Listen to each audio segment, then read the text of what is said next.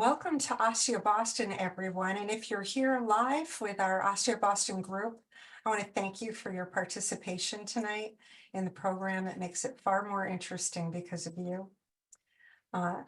If you're listening later on our YouTube links, I just want to say thank you for listening. And if you like what you hear, please give us a thumbs up.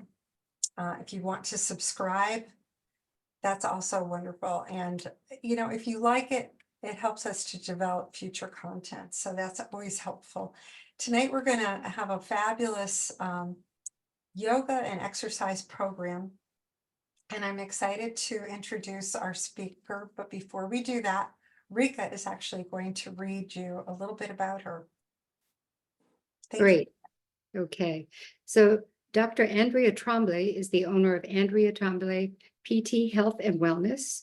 Her online business helps women prevent unnecessary bone loss due to osteopenia and osteoporosis, prevent falls that fracture, and allows her clients to stay fearlessly active with their friends and families for years to come. Her signature program, Strong Women, Strong Bones, helps women become confident and consistent with yoga and weight training. Dr. Trombley transitioned to online fitness and exercise during the pandemic when her brick and mortar women's health physical therapy clinic was severely affected by the shutdown. From her laptop, she began teaching both yoga and weight training classes to keep her patients moving and connected. From that group of women, it has grown over the past 3 years to a fully online exercise program. Dr. Trombley realized there was a need for safe, consistent exercise for women with bone loss and for those who just don't like to go to gyms. Dr. Trombley has both master's and doctoral degrees in physical therapy. She has advanced training in pelvic health and spinal disorders and has been a certified yoga teacher for over a decade. She has taught hundreds of therapeutic yoga classes to her patients and trained yoga teachers, as well as other healthcare professionals, how to practice yoga safely. She combines her love of anatomy, yoga, and strength training to address challenges by working with the whole body, including breath, meditation, strengthening, and cardiovascular exercise. So welcome, Dr. Trombley. Welcome, Andrea, and we're happy to have you, Dr. Trombley. Thank you. That was so sweet. I'm so happy to be here. Happy to see so many people live on this recording. And I'm happy to talk to you about staying active, even though you might have bone loss, whether it's mild or severe. So I think that yoga seems to be the biggest question that everybody is talking about this evening. And I can certainly talk for a long time, but I'm going to limit myself. The bio was so sweet. Thank you, Rika, for doing that. And I'll just expand on that just a little. As you all heard, I've been a physical therapist for a long time now, over 25 years. And when I was in my master's program many, many years ago, studying physical therapy, I am really not sure we talked about osteopenia or osteoporosis at all. Like, I can't even remember whether that was even brought up. And that goes hand in hand with my prior specialty, which was women's health, which again, the pelvic floor wasn't really talked about in my physical therapy program either.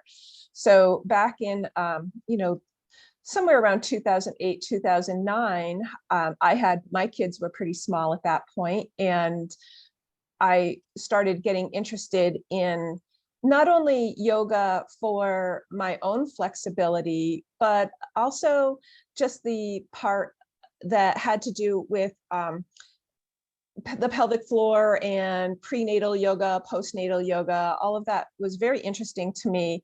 And me starting even back in 2008, 2009, I started to be one of the older clinicians, and I was willing to talk about the pelvic floor and ended up going deep diving into the pelvic floor and pelvic health. And then from there, I really started thinking about prevention. So you can only listen to people talk about their pain and their disorders for so many years before you start thinking about prevention. And my initial yoga training was really about how can I start preventing some of these injuries rather than waiting until people are injured, especially women. And I started taking yoga classes and ended up being a certified yoga teacher. And I was at a physical therapy clinic, and we ended up with 5 of us, all women, at this physical therapy clinic. And we were all teaching yoga and doing our physical therapy practice. So we really attracted a lot of women. And I started giving cues about all the forward bending that was in yoga. And I would say during class, we would do forward bends, and I'd say, if you have osteoporosis or osteopenia, while you're doing this, make sure you hinge at the hip and keep a flat back. Or maybe we were doing something called ragdoll. I'm not sure if any of you know what that is, but it's just a forward bend where you kind of round down through your spine, you hold your arms and go side to side. And I'd say, if you have osteoporosis or osteopenia, maybe skip this one. And what started happening is women would start coming up to me after class and saying, I didn't know that I shouldn't do that. Can you talk about it more? Why can't I do this? What should I do? So I started teaching more and more therapeutic classes aimed at how to practice yoga safely when you had osteopenia or osteoporosis. Now, just for a little background, I am 55 years old and I've had breast cancer twice. So I've been through a lot of treatments for breast cancer, a lot of surgeries for breast cancer, and I started having bone pain. So I would go to bed at night and I would lay in bed and my bones literally would hurt. So, if you've had a history of any sort of cancer and your bones start hurting at night, that's a pretty big red flag. So I went to my physician and I said, so I'm having this bone pain at night. And of course we did all of the cancer screening and everything was negative. But what we came up with was my vitamin D levels were so low. They were very, very low. And I'm going to preface that by saying, I am not vegan. I love milk. But I am a Vermonter. I live in Vermont. I live in the north. And I am, I was taking a multivitamin, but nothing specific. So why my vitamin D levels were so low is, still a little bit of a mystery, but I basically started looking into what does that mean? Why are my bones hurting? So, again, I'm a physical therapist. Shouldn't I know that low vitamin D, I was premenopausal at this point, probably 2017, 2018. I had a history of breast cancer. And then I started looking into all of the things that low vitamin D would mean. And of course, put me in a very high risk category for osteoporosis and osteopenia. And I literally thought that at night, my bones, I felt like were just leaching all of their good stuff. And I was just losing bone mass by the moment. So I started paying attention to my vitamin D foods and taking additional supplements. And I started doing a little weight training. Now, I've been doing yoga for a long time. And certainly in my physical therapy practice, I was lifting weights with my patients, but those tended to be quite light weights and not heavy weights. So I started adding a little weight training to my routine. I was approaching 50 and I decided that if I was ever going to own my own business, I better start now. So as I approached 50, I decided to open my own physical therapy practice. That happened to be 9 months prior to the pandemic. So my brand new business started, and 9 months later, so those of us in Vermont, we really shut down. I know not every state was quite as aggressive in their shutting down, but in Vermont, we were really quite aggressive. And I had this nice clientele of women. I was doing a lot of yoga with them. I was doing a little weight training, but not too much. But here comes this pandemic, and all my patients just all of a sudden were not able to come and see me anymore. So, as you all remember, it was like, okay, maybe we're going to be here for 2 weeks. Okay, now it's 3 weeks. Now it's 4 weeks. So I started worrying about all of my patients and that they were just sitting home. I had been teaching yoga for fun in the evening. So I just said, let's all just jump on Facebook and let's start doing some yoga together. I'm worried about you all sitting home, not doing anything. Let's just do some yoga. And so we did yoga. And again, the week started going by and I thought, well, you guys, you need to be doing something more than just yoga. We need to do some weight training. So we started doing weight training. Now, around this time, I decided, I really should stop offering this stuff for free because I am going broke, have no income. So I started kind of, like figuring out, all right, what time works for people, meaning like the length of a class. So I sort of settled on 35-minute classes because that would fit easily in an hour. I started adding some weight training. And since that time, I never went back. So I grew this little group of women doing weight training and yoga online with me. And then I sort of developed it into a program. Now, no matter what profession you're in, I think you can relate to this. When you're seeing somebody one-on-one, you find that you're saying the same thing over and over, multiple times a day. So for me, maybe a day would look like 7 or 8 patients. And a lot of them were women, a lot of them were menopause, post-menopause, a lot of them had bone loss. So I'm saying the same thing over and over and over. So I really decided that, I would not like to repeat myself so many times a day. Let's do this in a group. So this group developed that I started. So that's what I'm doing now is I do a group online, sort of like everybody that just got on here tonight, very reminiscent of my mornings, where we get together and we do yoga twice a week and we do weight training twice a week. I love yoga and my focus is on women with osteoporosis and osteopenia. And I hear often about being told not to do yoga. So I want to address that a little. Why do physicians or endocrinologists or whoever you're seeing, why do they tell you not to do yoga? Because yoga is safe for those of you with osteoporosis and osteopenia, but your healthcare providers do not have the time to go through and figure out which providers are going to give you a safe program. Yoga teacher training programs for 200 hour, which is kind of the lowest level of a yoga teacher training, is 200 hours. You need no prerequisites to do that yoga training, and you get 10 hours of anatomy in that time.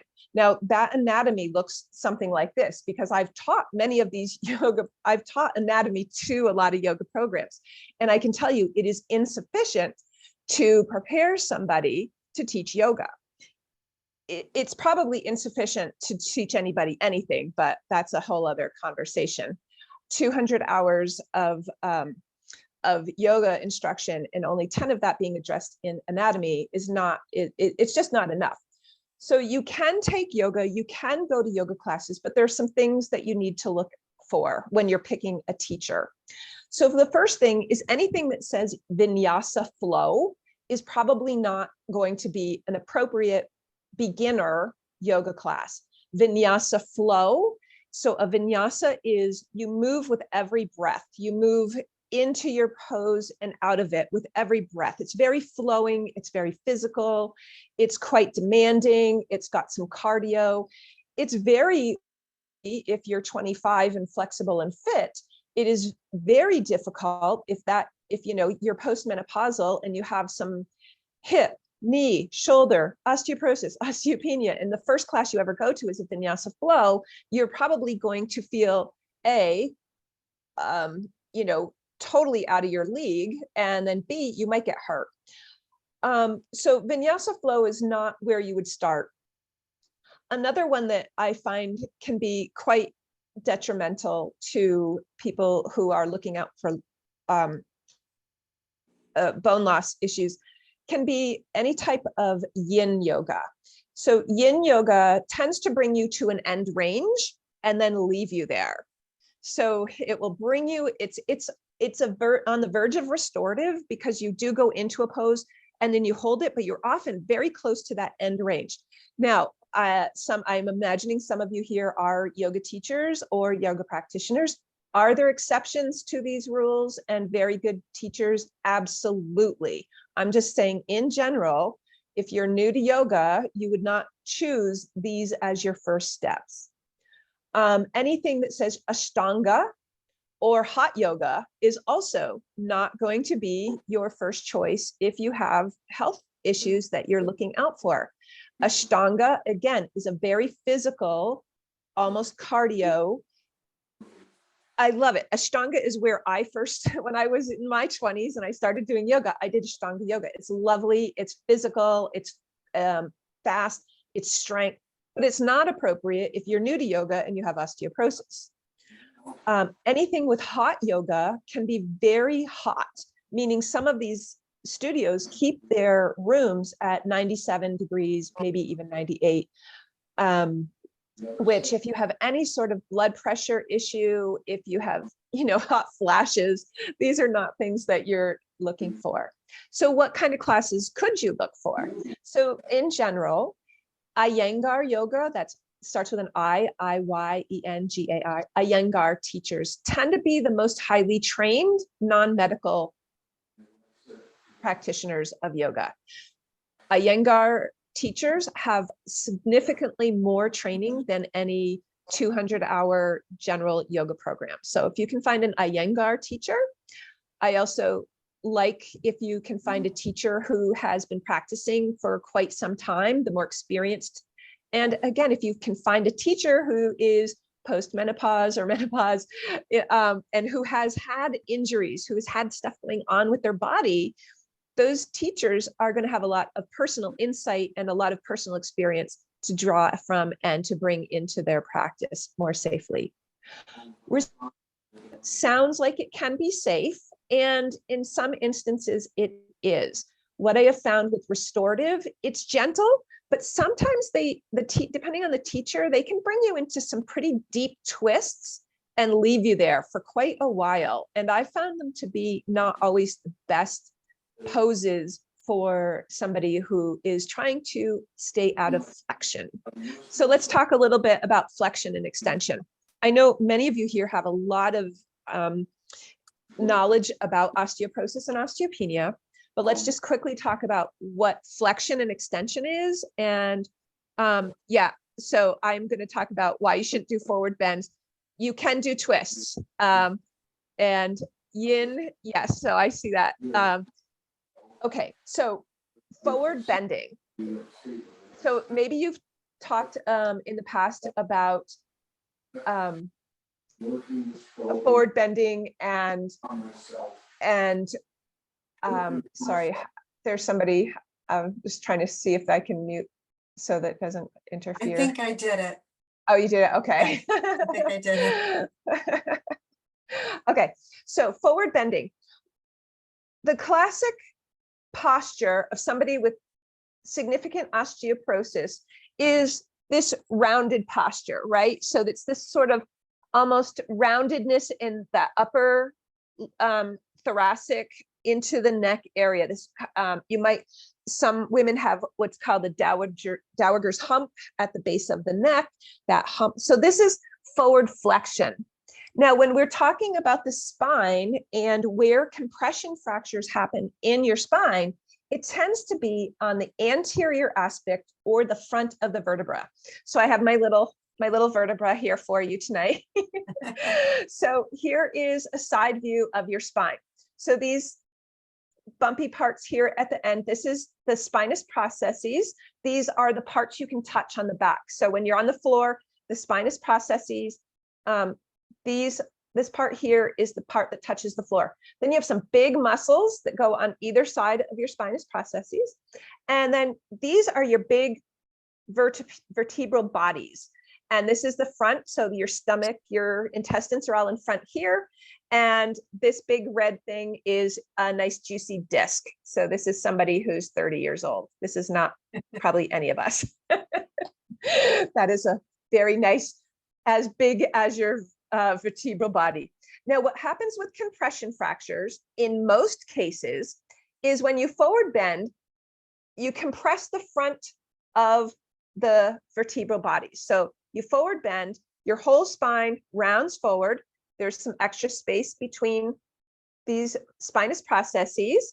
And if you have any nerve impingement, forward bending feels good because you open up this foramen right here. That's the foramen where the nerves come out, and that feels good. But what happens is as you're forward bending, you start getting compression or increased force through the front of that vertebral body. And you can call it bone fatigue. What happens is multiple times a day, you're bending forward. And over time, what happens is you can get some non-symptomatic, meaning it doesn't have to hurt. You can get some compression in that vertebral body, and that's a compression fracture. When you start, the front of this vertebral body starts to be smaller, collapsed compared to the back. So you start getting a wedge shape to the vertebra, and repetitive forward bending is how you get bone fatigue and you start getting that collapse. And then you get the wedge shape to those vertebral bodies, and then you can no longer stand up straight because your bone has changed shape. So in yoga, many yoga classes, for those of you who've gone to a lot of yoga classes, there is an emphasis on forward bending, forward folds, downward dog, forward lunges, versus not all that much extension. Extension is this position where you're opening the front of the body. Think about stretching your abdominals versus your back and opening up into extension. So when we stand up and we lift our arms up overhead and we arch back, that's extension. Extension is much safer for all of us who have bone loss. And it's what we want to counter every time we do that forward bend. So you're at your kitchen sink and you're doing dishes. And then what you want to do is arch back and counter that forward pressure on the front of that vertebral body and put that pressure more into the back. Very few people ever get compression fractures in the back of the spine. It's almost always in that anterior or front of your vertebral body. So with our yoga practice, we really want to make sure that we are doing as many extensions with our spine as we are forward flexion. So I hope that makes sense. Now twists. So that was another thing. Twists are not inherently wrong. You don't necessarily have to stop doing them. But what we really don't want to do is a forward bend, rounding of the spine, and a twist. Whenever we twist, we really want to make sure we lengthen. We think about being a puppet and lifting and lengthening up through the spine and then twisting. And then we don't want to go into those end ranges without muscle engagement. So what I mean by that is, if I'm going to sit here right now and twist to my right, and I'm going to bring my hand to my thigh and reach around here to the chair, when I release my hands, I should be able to hold that position. Meaning, if I go further and I release, I might bounce back a little bit. Then I'm not really holding with my muscles. I'm using my arms to twist my spine. What I want is muscle engagement, because muscle, when you activate the muscle, that's pulling on your bone and you're getting that dynamic tension. And that is what's going to help stimulate all those little osteocells that are going to build bone. We don't want to overstress and get bone fatigue going into ranges that put us at risk. All right, so I hope that helps a little bit with the twists and the bends. I could talk about this all night. Let's see, what else did I want to talk about? Oh, so hip hinging. So I taught yoga for a long time before I added weight training. And then again, during the pandemic, when I was teaching these yoga classes, I really said to the women that I was working with, we really need to add weight training, because yoga is great. Walking is great. These are not things we should stop doing, but they are not going to build our bone. We really need to build our bone. And to do that, we really need to overload both our muscle and our bone to get that response that we want at the cellular level to build that bone. So weight training. One exercise that I do with all of my women is a deadlift. Now, if you just said gulp, what the heck is she talking about? Deadlifting, isn't that forward bending? Yes, but I teach it with a hip hinge. So what that means is I forward bend, but I keep my spine straight and I use that hip motion to bend forward. And then I come up by using a hip thrust and using my glutes, my hamstrings, and then I come up, and I really want to strengthen those hamstrings, those glutes, those back muscles to strengthen that area, right? So if we don't strengthen it, how the heck do we expect to get through the rest of the years, which we all have a lot of years ahead of us, in a fun way if we don't strengthen them? So learning how to correctly forward bend, strengthen with that forward bend, doing something like a deadlift is really important.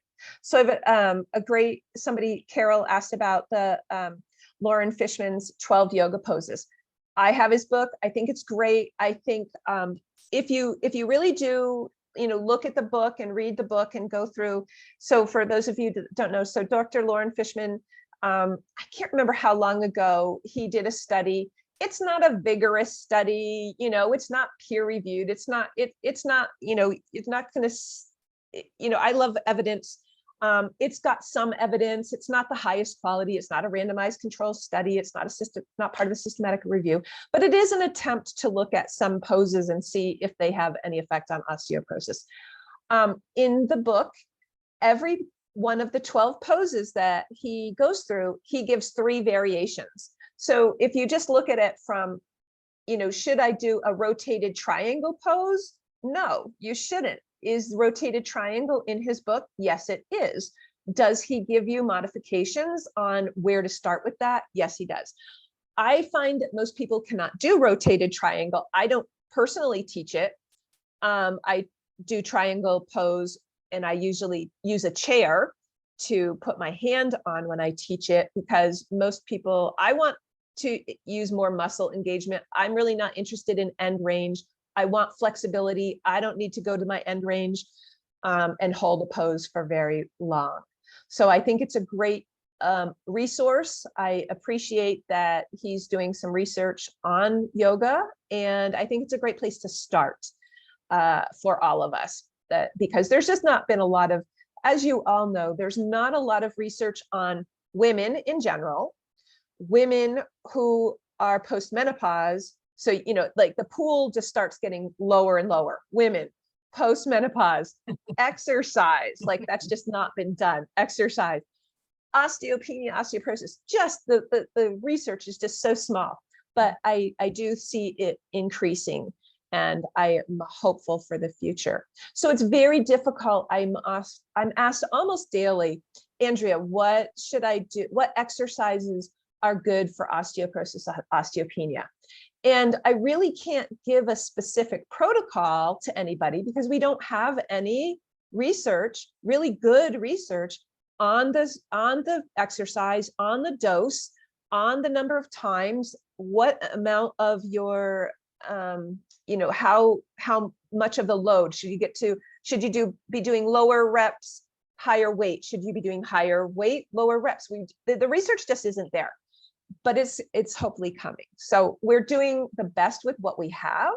And what we have is, and I'm sure most of you know this already, 3 times a week, you need to be lifting some weight. You need to be lifting more than what a resistance band will give you. You need to be doing more than walking.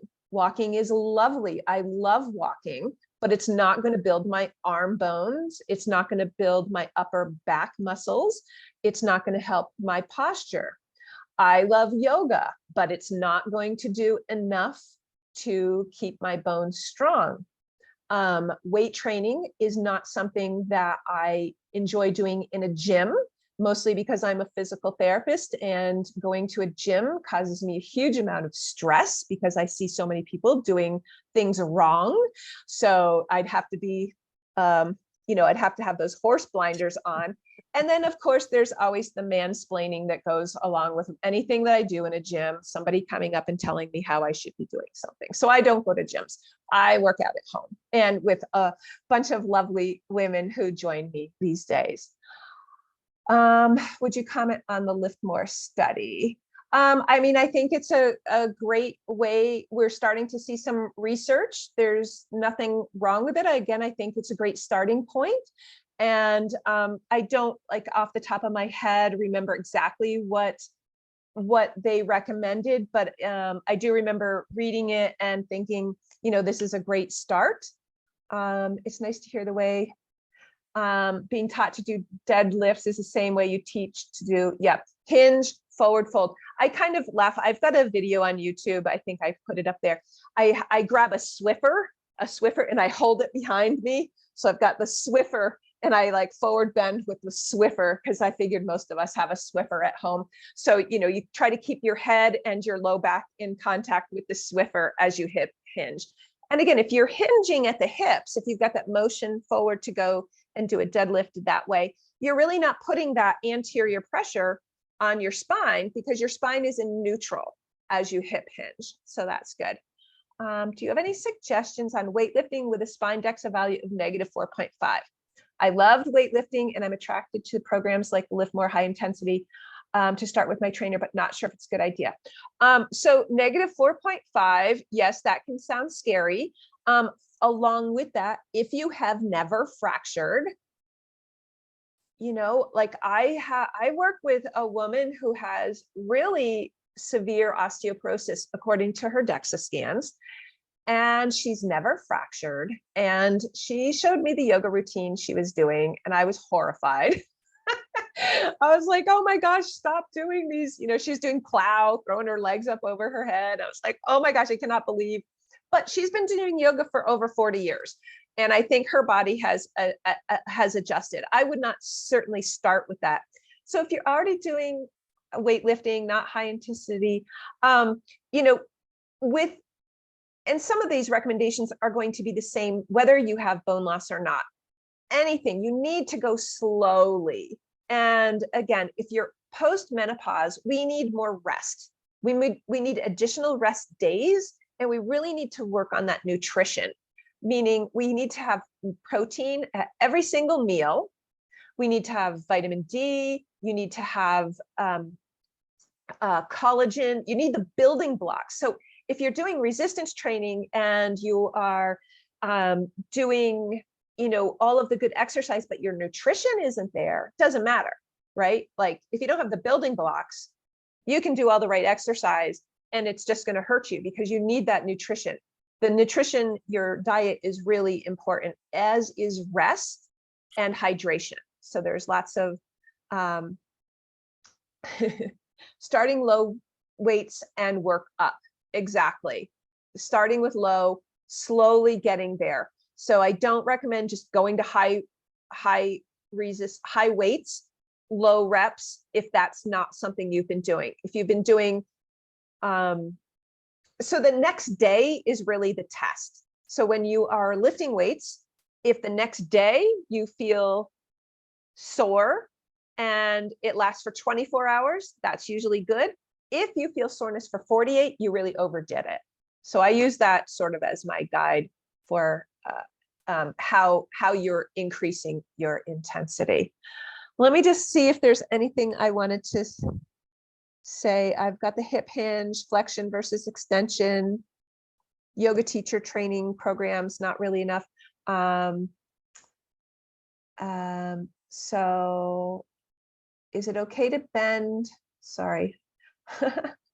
Is it okay to bend to the side with the arm lifted overhead and to the side? So arm up, over to the side. I think it is, you know, I can't give specifics for everybody here, meaning it's really hard for me to say, oh yeah, that's great for you. I don't know you. I don't know what you've been doing.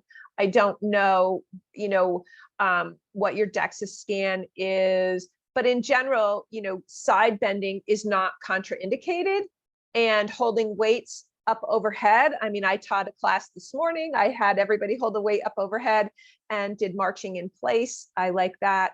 Side bending, you know, you keep it in a range that feels pretty comfortable. You don't want to, again, I don't like to go to end ranges.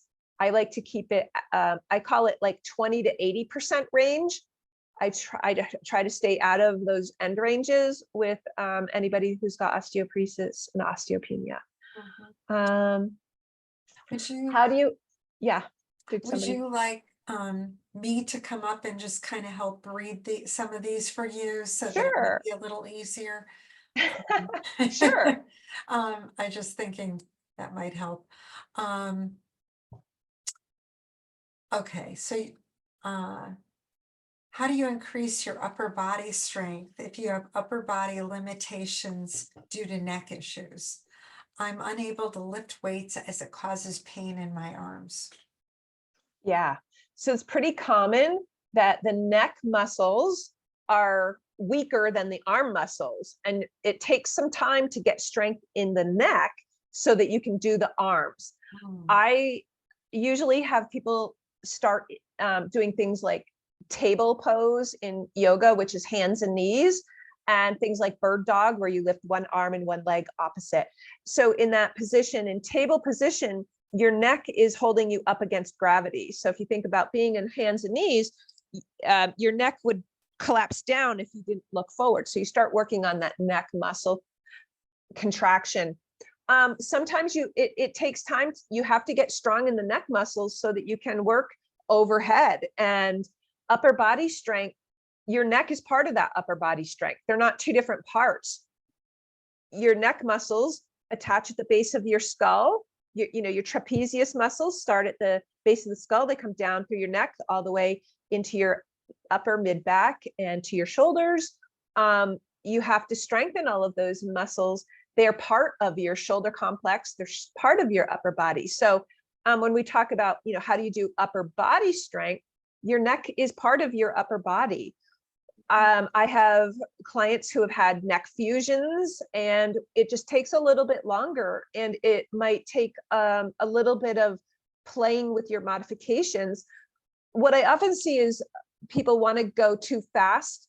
So for instance, you know, you might want to do some biceps curls and you grab 2 5-pound weights and you do 10 repetitions. Well, guess what? You need a lot of strength in your neck to hold 10 pounds and do those repetitions. You might need to start with 2 or 3 pounds and do that for several weeks, 6 weeks, 8 weeks, 12 weeks before you can go up in weight and let your neck muscles catch up with what you've got in your shoulders. They're not separate. That makes sense. What about, like, I know when we have our DEXA scans, our the spine is always the one that they say is harder to increase bone density with. Are there any specific poses either in yoga or in weightlifting where you could affect that? So your spine, so in DEXA scans, they're usually looking at the lumbar area. And basically anything that you do where you hold weights. So I'm sure most of you here tonight have heard about like walking with a weighted vest. So, you know, that's one thing you can try. I think that anything that you do where you're holding some weights, whether it's, you know, I like to do goblet squats where you hold a weight in front of your heart and you do your squats. I like goblet squats. The idea of holding your goblet and not spilling your wine forward is a great way to start adding some weight through your arms, through your upper body, so that when you're squatting, and when you squat, you use the big glute muscles, you use all the back muscles, use your leg muscles, those all are pulling on your bone as a way to strengthen your spine. How much weight would you recommend you could go? I mean, I hate to say that because that's really difficult. Yeah, because it depends on the person. So never mind. It depends. Question. Yeah, it really, it depends is like the most frustrating answer ever for everybody. I know. And it's really dependent. But what I would say is, you know, start with just start sitting up and down out of a chair. We have a sit to stand test. And if you can sit to stand out of your chair without weight, if you can do 10, 20 reps without a weight, you're ready to hold on to a weight and do that. If you are able to already get up off the floor without using your hands, that tells me you've got some strength and you probably are able to hold some weight and do your goblet squats. And then just start light. Great. Those are really great. I love that, especially, even just standing up from sitting down is just so good. Okay, let me just ask this question. This is great. Eilish says, just not really sure whether to go with light weights and high reps or heavy weights with low reps. And so where would you start with that one? Would you start with I start with low weights, higher reps. That's what I start with, because I really think that that's easier to start with. Learn how to hold the weight, get comfortable holding the weight. Sure. So many of us, things that hold us back from weightlifting are wrists. So if we get into heavy initially, we can start seeing wrist issues and shoulder issues. So many women have not, so this is kind of my go-to example. No matter what age women or men you say, oh, so Mary, you're out of shape. Okay, Mary's going to say, I'm going to start walking. Joe, you're out of shape. I'm going to start doing push-ups. Men go to push-ups, women go to walking. I don't know why we do that. But for women, we need to work on that wrist and shoulder strength before we start lifting anything heavy, because often the first injuries happen at the wrist and the shoulders. So start light, get comfortable, figure out how to hold the weights, figure out what your shoulders can tolerate, because if you go too heavy too fast, you're going to get injured and then you're going to give up. So I'd rather have you have success with little weights over time, and then eventually you'll be able to go to those bigger weights. Excellent answer. Okay. Is it okay to bend to the side with the arm lifted over the head? Yeah, we to the talked. side? Yeah. I guess you answered that. Yeah. We talked a little bit about that. Side bending is, as long as your spine is straight, you can side bend for most of us. Where you get in trouble is if you are forward bending and then so we don't want to forward bend and then twist or rotate. That puts our spinal bones in a compromised position. Makes a lot of sense. I remember my mother-in-law did that. She was sitting in a chair exercise class, and she actually hurt her spine by exercising. They had them do that. They had them twisting in their chairs. And yeah. Okay. And then I just want to say that, anybody that exercises is an athlete. If you exercise on purpose, you're an athlete. So everybody here that exercises, you're an athlete. I would much rather that you come to me with an injury because you were exercising than coming to your physical therapist because you've been doing nothing. So if you are an athlete, athletes get hurt. We get overuse injuries. We do stupid stuff. It's okay. That doesn't mean what you were doing was wrong or bad. It just means you have an athletic injury. So when you get injured and you've been exercising, try to think of, whatever sport, tennis, golfers get injured, track stars get injured. Everybody gets injured if you're doing sports. So think of it as your sports injury. It doesn't mean you should give it up and throw it out. It just means that you are doing some exercise and maybe you need some corrections. Maybe you need a coach, and then work through your injury. Don't throw it away because you got injured. You got an athletic injury. Right. Although we've been told by other practitioners that golf is not an ideal sport for someone with osteoporosis. It's not my first choice. If you have osteoporosis and you come to me and say, what sport should I take up? Golf is not the one that would come to me immediately. That said, if that's something that you love and you've been doing for 40 years, I'm sure we can figure out how to make it. You're going to have to do some core strengthening and some other things to make it safe for you. I've been reading a little bit on your blog I love it. I think you do a really great job on it. I wanted to say, I noticed in one about collagen and how it's helped you really promote that for the body. I know it has nothing to do with exercise, but Yeah. could you comment a little bit about that? Yeah. So, because I come from a lot of yoga teachers and a lot of people that do yoga, I also encounter a lot of people that have been doing vegan diets. And, vegan diets are not inherently wrong or bad. I have a lot of friends that are vegans, but it is very extremely difficult to get enough protein, to get enough collagen. Collagen is an animal product. It is, you can get collagen with a vegan diet, but it's very difficult. And I've had a lot of vegans, again, because I am surrounded by people who practice yoga, a lot of them have now had osteopenia and osteoporosis diagnosis. So collagen is just a way. I grabbed a couple things. Now I am a big advocate for, you will not see me selling supplements. That is not my thing. I think as soon as you start selling things on your website, there's a conflict of interest. I'm only showing this because this is what I'm currently, I've tried a lot of different collagen. This is my current collagen. It's from a company called Momentous. I put it in my coffee in the morning. I put half of what they recommend because I think that, 3 scoops or 2 scoops is way more than you need. And I forget to do it, 20% of the time, but I do put some collagen in my coffee. I think it has some benefits for, the best research on collagen is actually in the beauty industry, right? So we have a lot of research from collagen being taken for skin and nails. So the beauty industry has actually done the most research on collagen.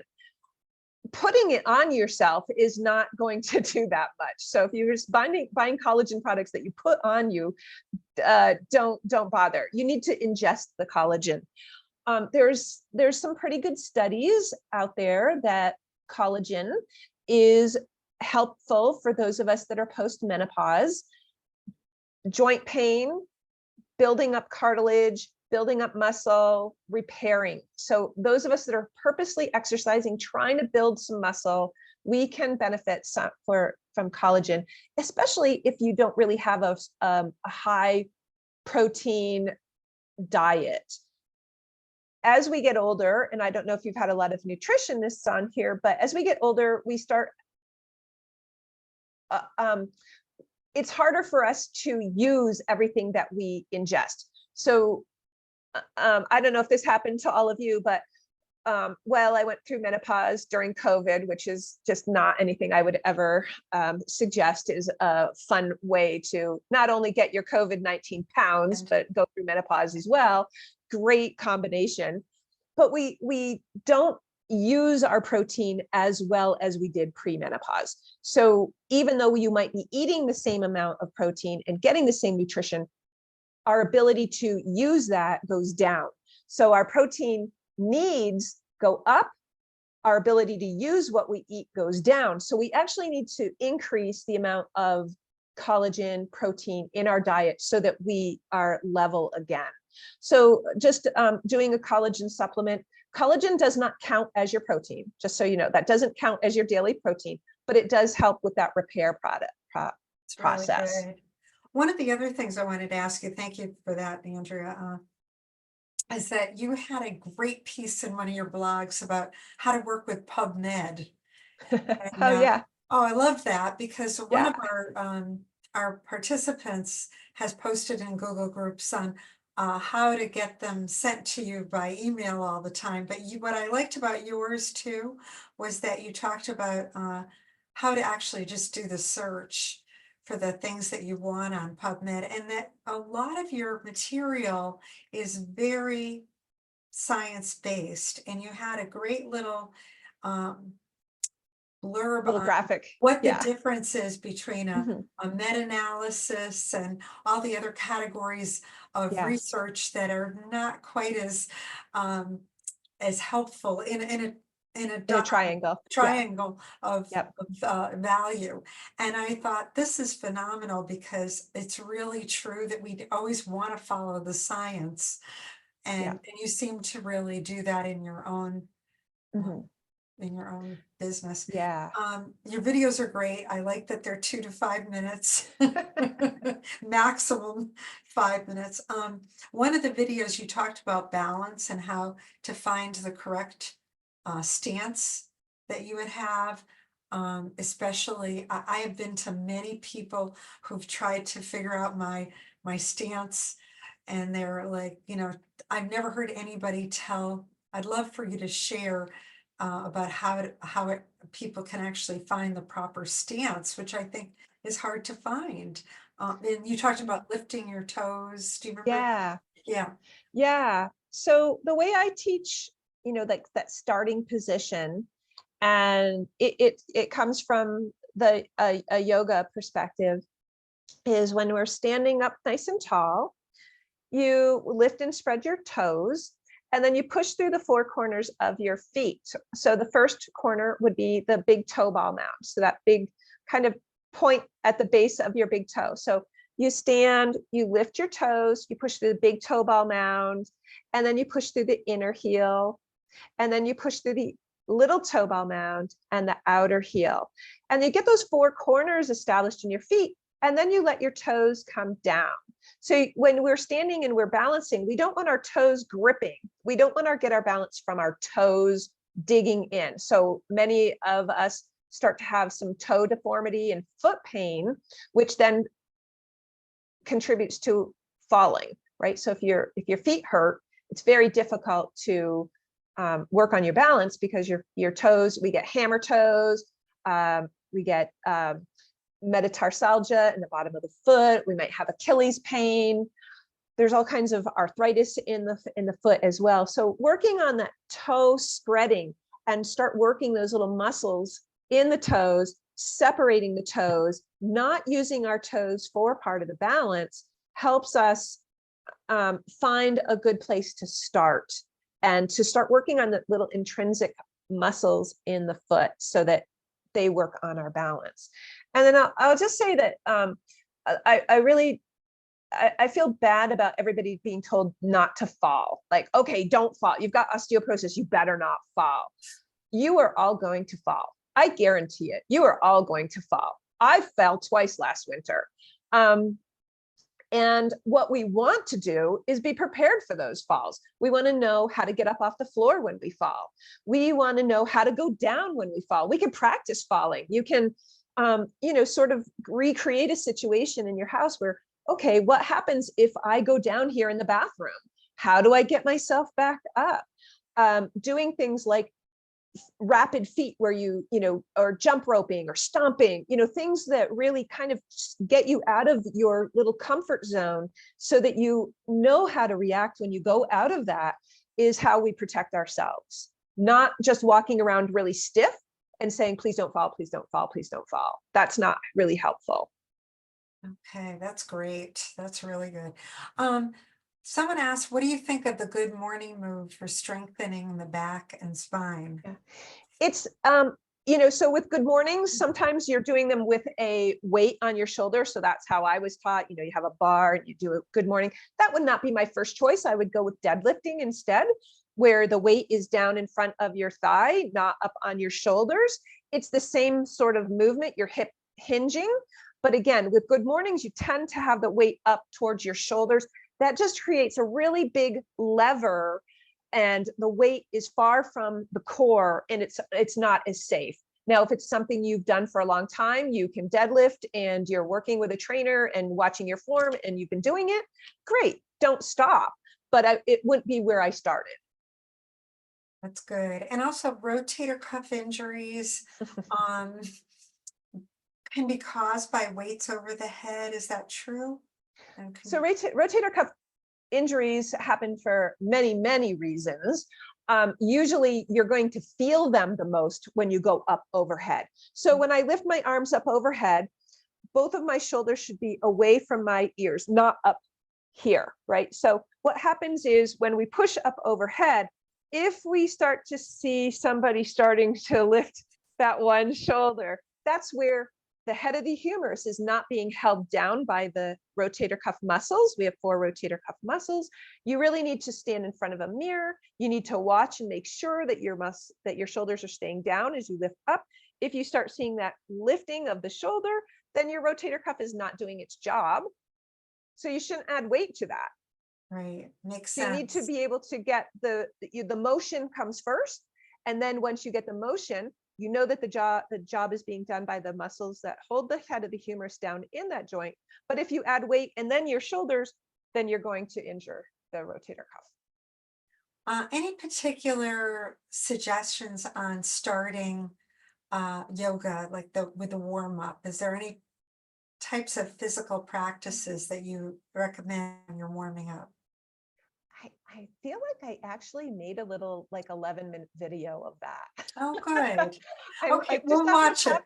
Yeah, I'm trying to think. I think I'm going to make myself a little note, but I think Okay. I actually posted an 11-minute yoga warm up. Okay, we'll watch for it. Yeah. Um, So, I mean, I'm not trying to like overly promote myself, but I have some, but like when I get asked things over and over, I try to just put little videos up. And I think I had a little 11-minute yoga Okay. warm up to do. I think a lot of your videos seem really great. Is the plank pose good? I like plank from forearms. So I like to do plank from forearms rather than plank from extended hands. Again, most of us post-menopause start having some limitations in the wrist. It can be kind of aggressive to start there if you haven't been doing plank from your forearm. I don't like to do it for more than 10 to 15 seconds. I don't think you need to hold it for a minute. I've had people injure themselves doing plank contests, trying to hold it for 5 minutes. They end up with shoulder scapular injuries. Hold it for 10, 30 seconds. But in general, plank, you're in neutral. You should be on your forearms. You exhale as you lift your hips away from the floor. You can do it from your knees or your toes, and then you hold it, but make sure you breathe. So we want to make sure you exhale as you lift, you make sure you're breathing, but you're in neutral. So it's really not putting any pressure on your spine. I don't know if we can get to every question, but I'm gonna take a few, just 2 or 3 more, but I'm sorry, we're over time. Do you recommend 30 grams of protein for each of the 3 meals someone would have a day to build muscle if you're wanting to build, a high strength? So there's a protein calculator that you can use. Just Google protein calculator. You can put in your height, your weight, and your age, I think it is. And again, just Google protein calculator. It'll tell you. What I think of is a little handful of protein at every meal. Like I am not one to measure. I don't have time to measure. I don't have, but if you can fit that little protein in your hand, whether it's a few pieces of shrimp or some chicken or tofu or, whatever your choice of protein, get a little into every meal. And, maybe protein powder. So you can add protein powder to a smoothie. You can add protein powder to,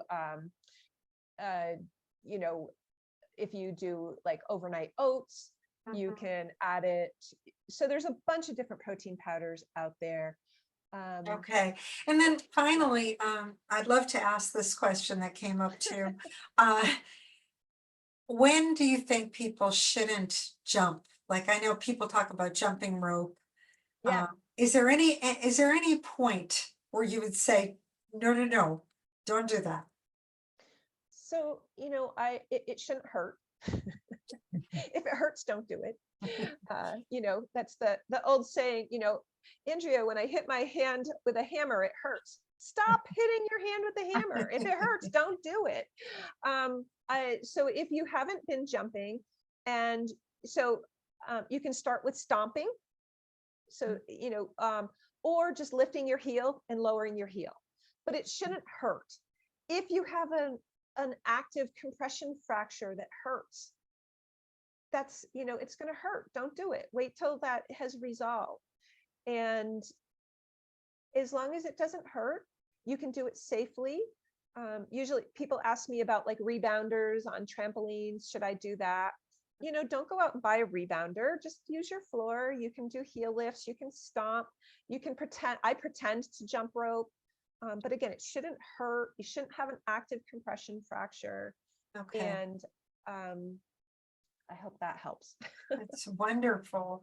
Honestly, I even want to keep going because I have more questions, but is there any other, and let me just say this, one last question. Yeah. Are there any poses that you'd say that you haven't mentioned yet in yoga that you would say, oh no, don't do those? Yeah. So I do have a little graphic of, I think, 6 poses. And in that graphic, plow pose. So where you're on the floor, on your back, and you bring the legs up overhead, right? So that's going to be a lot of compression. Your legs are up over your head. There's just no reason to do plow pose. Ragdoll, that's the one where you're standing and you're just letting you're holding onto the arms, and then you kind of go back and forth. Ragdoll's not a good choice for somebody with osteoporosis. Forward folding in general can be okay, but balance it with that extension. Make sure you're not doing 30 forward bends in your yoga class and then 3 cobras. So that's just a big So if you cobra is great, that's going into extension. But if you're doing 30 forward folds, 3 cobras isn't going to do it. Forward reaching towards your big toes, like so. Forward reaching where you hold on and you pull yourself into that rounded position is not great. You should be able to lead with your heart, keep your spine straight. You don't want to do that bending. If your ribs are coming towards your pelvis, you're forward bending, right? So if your ribs are starting to touch your pelvis, the top of your pelvis, that's a forward bend. You should have some space between your ribs and the top of your pelvis. So think about lengthening. We don't often talk about stretching your abdominals, but think about lengthening your abdominals, not letting them compress. That's really helpful. And of course, downward facing dog, you already mentioned that one as being not your favorite. It's not my favorite, mostly because of the wrist loading. And I think somebody said something about frozen shoulder. So if you have a frozen shoulder and wrist, downward dog, if done properly, is very safe, right? Like it's neutral spine, long through the hamstrings, you're in the shape of a triangle. The trick is getting in and out of dog. So often from dog pose, we are told to bring a foot forward and come into lunge. Well, many people are not long enough in their torso to bring a foot forward into lunge without quite a bit of rounding in the spine. So if you're coming out of downward facing dog, I'll often have people really bend their knees and come through like a chair pose to get there, so that you are going to actively use your legs and not round your spine. And I apologize for those of you that don't do yoga and you don't know any of what I'm talking about. I'm sorry. Well, I'm trying to explain it as anatomically as I can. I think people are a little familiar anyway. So even most people are a little bit familiar. Anyway, I just want to say this has been fantastic. Andrea, we probably have way more questions, but we might need you back. That's the key. And I see somebody said, is there physical therapists who specialize in feet? And yes, there are. And there are. So definitely, if find a physical therapist that you like. So physical therapists are like hairdressers. Don't just go to the first one that you come across and think, oh, this is who somebody sent me to, I have to go to that person. We are fine with finding our people. Like find one, go to a different clinic, go to the same clinic but different person. Think of it like your hairdresser. You can find one that you establish a relationship with and that you like and you see for year after year after year. So I think you should find a PT in your local area that you like.